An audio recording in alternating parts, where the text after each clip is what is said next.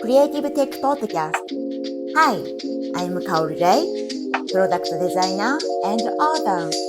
Our mission is to help people in their career and lives by sharing their creative and technology stories. Today's episode. So, yesterday we joined a meetup online talk event, Japan Test Community, and then we talked about why Japan couldn't make Google, Apple, or Microsoft. So let's get started. First of all, thank you so much for this opportunity, Mesut. I'm so appreciate and I'm so excited to attend this event. So hello guys, I'm Kaori Rei, a product designer, obviously Japanese, and then interviewer and other. Thanks to this opportunity because of I conducted many interviews. The concept is moving to Tokyo from abroad with technology skill. And then last week, just I interviewed to Mesut, right? We did. I would say this is a public interview.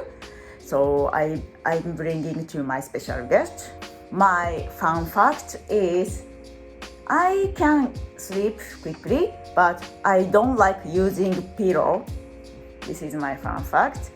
Okay, and then I brought my special guest who has experience working at typical Japanese company and American startup. Okay, Jared, could you please introduce your name and what do you do? Hey guys, I'm Jared. As Kaori said, I started off working for a Japanese company in America, in New York City, where I'm from. Well, I'm not from New York City, but I'm from America. Originally, and then came over to Japan 10 years ago. Was supposed to just come here for a year or two, and have been here ever since, working for Japanese companies, and also more recently for kind of going back to working for American companies. My fun fact is that when I sleep with a lot of pillows. A lot of pillows. How many pillows do you use? At least 7. 7? Yeah. I didn't know that. Okay, so tell us about your current company. Yeah, so currently I work for an American startup. I was, about 6 years ago, I started my own startup while working for a Japanese company. This was on the side, what they call a side hustle. And during the pandemic, this was in restaurant tech. We were making kind of the first style of QR code menus, and this was a couple years before the pandemic. The pandemic, came out of nowhere, obviously, and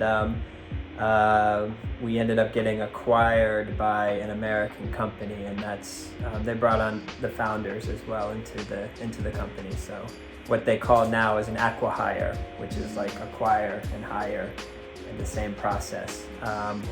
And that's what I've been doing now. So in a way, I'm kind of like a digital nomad because I technically I work for an American company, but I'm living here in Japan.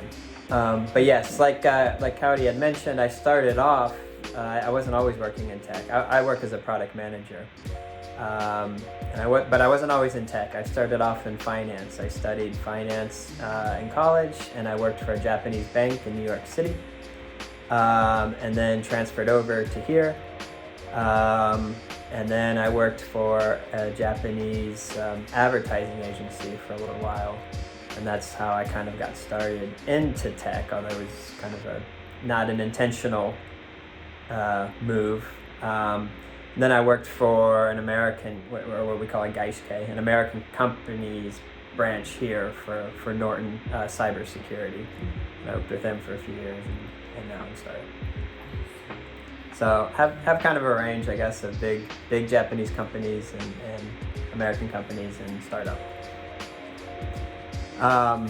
But I see here I got a very easy topic to talk about, which I'm being sarcastic because I feel like it's a nuanced topic, but I'll give it a shot at, I guess, my opinion for it. Yes. Okay, so Can you see? Today's concept, we're gonna talk about why Japan couldn't make Google, Apple, or Microsoft. Let's get started. Okay, so we found 3 key points. 1.1 is Japan has a unique and specific culture.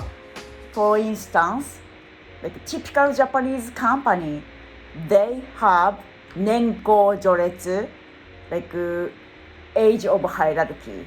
You know, if you are genius, 25 years old, great engineer, but you cannot become a CTO or CEO because Japanese company has a strong hierarchy.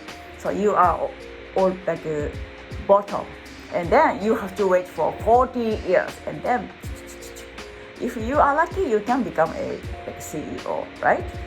So this culture, Nenko dress, because of Japanese company have lifetime employment, right? So could you please share us your story when you were in the Japanese bank or the Creative Weeks? Yeah, so I remember like in a few different companies I worked for, we kind of saw that that came up quite a bit, like trying to work with overseas companies or trying to start business overseas. I think one of the reasons why we don't see like a major Japanese tech company is obviously to become a global tech company, you have to go global. And I think this step, American companies, and to some degree maybe European companies have done it well if we look at the big companies.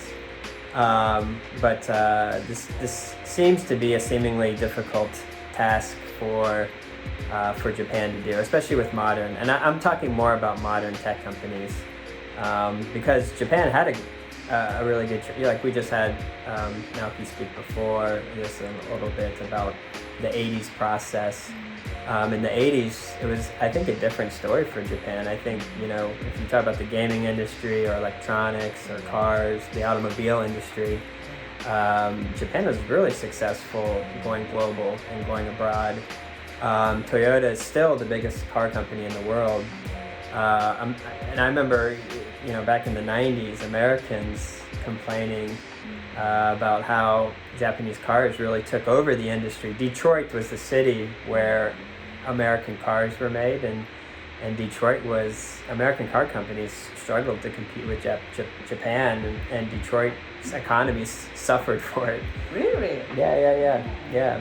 And I don't know if Detroit has ever recovered from that, from their peak of the 60s and 70s, like the muscle car era.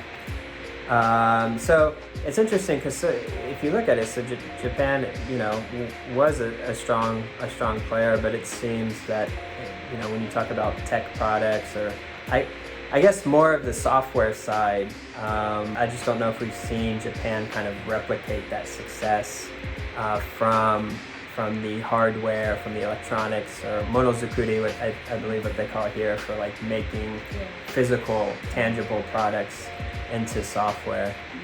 And so to your point with the specific culture, Japan's notorious for being risk adverse, and with the lifetime employment that you said, I remember that was always something that kind of played into my experience at Japanese companies, is that the risk culture is very, very serious here. Yes. And and I think it makes it tough because to become a global company, you have to know I think to build a good product, and especially in software is a bit, I feel a bit more nuanced than hardware. So if you're making a car, there's rules and regulations. Like in America, there's rules and regulations for what you have to have on the car. How the brakes have to work, how the airbags have to work. There's a bunch of laws and rules that they have to follow, and so they're able to incorporate that into the car. Obviously we drive on the other side of the road, those kind of things. they're able to incorporate that into the car, and then, you know, there's other factors too about the maintenance, how good the maintenance is, and the low, you know, how good the gas mileage is. But basically, they're able to incorporate that, and then it sells well in America. I think with the services industry, whether it's tech or finance, it's a bit more nuanced. You have to know your users well. It's kind of an open pool, so there's not like a list to follow of like how it should be, how a tech product should be structured. You just have to compete in the open market, and to build a good product, you have to know your users, and to know your users, you have to know the local market. And I think this is where some of the struggle is as well, is that the risk adverse culture. I really feel like Japan likes to, you know, delegating your work to a local team that you don't know, for them, I think, is a bit of risk, and they don't, they're not as comfortable doing that. Whereas if you see a Google or a Microsoft, they tend to always have a good local team. They allocate good budget to that team. They focus on hiring the best talent in the market. It's quite different than the lifetime employment, right? I think that's one factor that you mentioned. Yeah, thank you for sharing. Yeah, you are right. For example, hedge risk, right? So, for example, Apple, they can release new iPhone 15, and then they still have a bug, but they don't care, because after maybe 1 week or 2 weeks, they can update, and then people forget the issue work. But Japanese companies, typical companies, they really scare like a failure. So that's why like make sure are we okay? We need to get many hankos from maybe bucho, so that like it takes maybe 1 year or 2 years, and then we are lagging behind compared to other startup or tech company in the US. Is this correct? Well, I think Japan, you know, for Japanese markets, you know, they have good software companies. It's just they haven't been able to, like, for example, one example I'll use is my home country. WhatsApp is the most prevalent like texting app, which would be like the equivalent of Line here in Japan. Really? Yeah.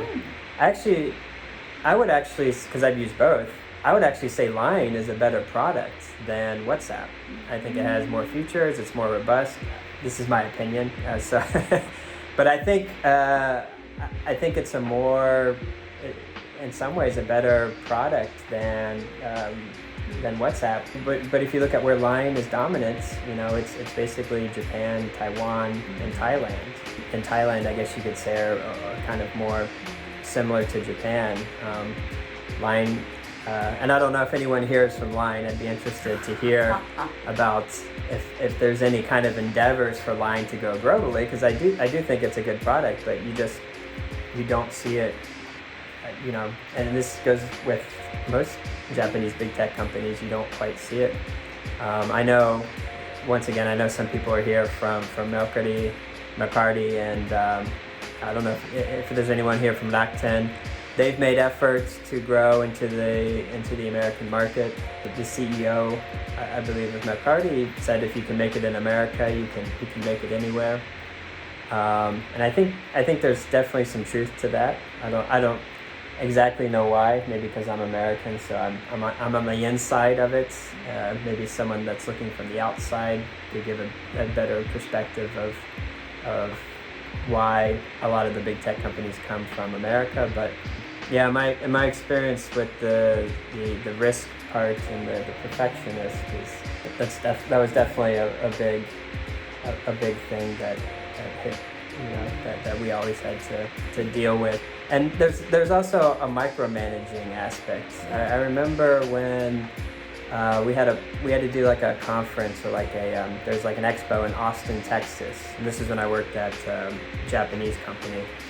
And this is just a very small example, but I feel like it's quite relevant to like a bigger picture. There was kind of like a project manager. His title was creative director, but he wanted to make some. When you go to a conference, you have like a booth, and it has you have like some signage and stuff like that. He wanted us to translate. He wanted to write the signage in Japanese and ask us to kind of translate it into English so that we could have this signage in America in English. And we gave him some examples, and and he looked at it, and he was like, well, what do you think about? And this was 6 or 7 years ago, so I can't remember exactly, but I remember he said something like "innovation of the best" as like a slogan. And, we were kind of like, it's not quite proper English. I don't. And once again, we gave some examples. Well, a week later, we see the signage, and it was his slogan that he had wrote, and it wasn't even proper English. And the team that had to go to Austin had the materials that were in improper English, and that's a small example, but that's like one example of, if it were me, and I think this is what a lot of the big American tech companies do, is they delegate this work to the local offices. If I had a coworker who was Japanese and I needed some material in Japanese, I would delegate that to them. I would be like, okay, you come up with it, and if you need any help, let me know.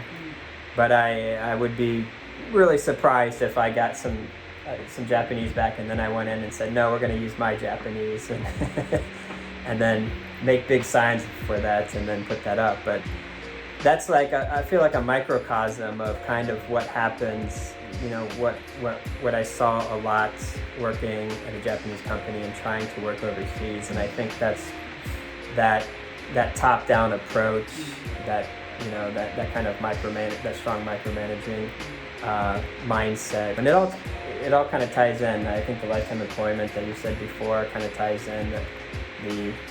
The hierarchy in Japan is seniority based, so how long the person's been at the company or how old they are, and they use that kind of mindset to go down to go down the ladder, which I think is a different approach than what the big tech companies from America, for example, do. So sorry for interruption, because I wanted to do it because I find it really, really relevant. In our last meetup, the on-site meeting, one of the guys, Hiro, I guess, he is a UI UX engineer, and he shared some materials, like the products from the same company, one in the US and one in the Japan. I think it was Rakuten Travel. So the same company, they are producing two versions of the same product. But the US one is super simple, like the main page, only a few buttons, and very super simple and easy to use. And Japanese version was very crowded, lots of different features. So maybe not only perfectionism, but also the simplicity might be a difference between those two. Yeah, and I think that's kind of like how the users respond. So I'm sure that Rakuten, for example, has done a ton. I would expect that they've done a ton of usability testing, user testing, UX research, and that's what they come up with. You research and you do workshops with a predominantly Japanese group, and you end up with Rakuten Japan. You do a UX research with a control group in the United States, and you come up with that simplified version, because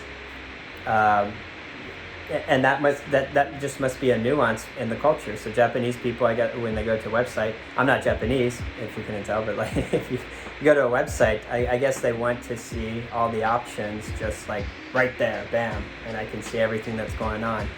Whereas in America, we'd want some kind of flow or something to follow, that in a simplistic, manner. Clean and modern, is kind of the route that we go, and I think that permeates better throughout globally. Like I think Europeans are kind of probably more on that kind of level too. I think Europe and America are kind of quite similar in that, and I think that kind of spreads out. Korea and Taiwan might be a little bit more similar to Japan. Line, like I said before, is the biggest messaging app in Taiwan. Maybe that's because there's enough similarities there, and in Korea too.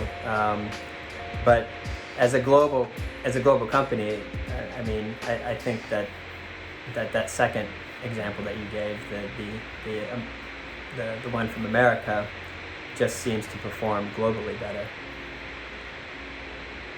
What's interesting though, and if you guys have noticed this, is that I do feel like when you use American tech products here in Japan, they're still not quite localized to Japan. I feel like Google doesn't make their site look like Rakuten here, if you know what I mean. Which is a very interesting concept, and also makes me kind of wonder. I don't come from I'm not a UX researcher, but it also makes me wonder, what kind of information comes out when Google does any kind of UX research here in Japan. We have a very interesting link shared by Aisu. I was checking that. Mesut, can we talk about conclusion? Yes, please. Thank you so much. So we talk about key 3 points. One is Japan has unique and specific culture, like age of hierarchy, lifetime employment. Second, Japanese company has perfectionism. And third is because of perfection, they have a micromanagement, right? And then besides, I would say a budget problem. If Japanese company want to start branch in the US or they want to expand the US market, please bring enough budget, right? What do you think? Yeah, I think that's important because you need to be competitive in the market. And I also think that's a bit of a mind shift from Japan because a lot of, once again, going back with that lifetime employment, and I know every company doesn't follow that perfectly, but people that come in new to the company typically, they're not paid such high salaries. And in Japan, they have the fixed bonus, not a bonus that's based on profits or revenue, but like a fixed bonus twice a year. If they carry that over into other markets, they may not be able to recruit to compete in the market, recruiting the top talent. So Japanese company budget also hierarchy. So they don't want to give great budget to hire amazing, talented people in the US compared to CEO, shacho people in HQ in Tokyo. It's not good. Don't do that, I would say. Okay, conclusion. So localization is so important if Japanese company want to succeed in the US. So don't eat onigiri. Please eat taco and burrito, right? Yeah, so maybe Japanese people easing up a little bit, having a few Coronas too might help a little bit to kind of gain more cultural awareness. I don't know if there's any VCs here, because this is also something that I'm curious about, because I've heard recently that Japanese companies actually sometimes don't even want to try to go global, even if they could, or they don't want to put in the resources. I've heard VCs, venture capitalists or investors, recently saying when they invest into startups, and I'm talking about ones based in Japan, they actually prefer startups that are just focused on the Japanese market. They get scared when they hear about a startup that has global ambitions, because I think a lot of entrepreneurs in Japan, they're bilingual. A lot of bilingual people, or I should say maybe bilingual people, gravitate to entrepreneurship or startups. So I feel like that's a really, interesting concept if that's true. If there's any VCs here that could touch on that. I remember when I worked in anybody here who's worked for a Japanese company overseas, I remember when I worked at a branch of a Japanese bank back in New York, I always felt that our ambitions there were very small. Like we technically had a branch in America, but all of the top management were Japanese that they would just send over. Some of them couldn't even speak English.